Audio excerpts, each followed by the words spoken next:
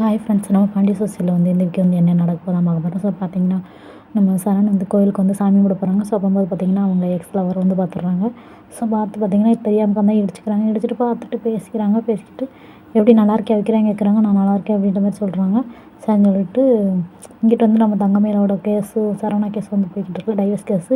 அதனால் பார்த்தீங்கன்னா, கோர்ட்டில் வந்து கேஸ்க்கு வந்து வர சொல்லியிருக்காங்க. அதனால் தங்கமயில் வீட்டில் வந்து பார்த்தீங்கன்னா உட்காந்து சாப்பிட்றாங்க. ஸோ சாப்பிட்றதுக்கு பார்த்தீங்கன்னா, அவங்க 3 பேத்துக்கே சாப்பாடு வீட்டில் இல்லை. ஆனால் இவ வேற இருக்காளே அப்படின்ற மாதிரி அவங்க அம்மா வந்து பயங்கரமாக திட்டிடுறாங்க.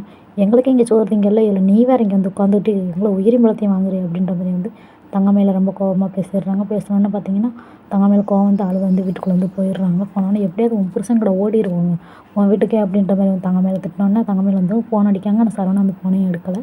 அதுக்கப்புறம் வந்து கோர்ட்டில் வந்து பேசிக்கிறாங்க.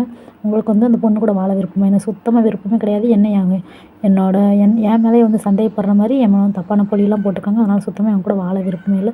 ஆனால் தங்கமயில எனக்கு எங்கள் மாமா தான் வேணும் அப்படின்னு அழுகுறாங்க.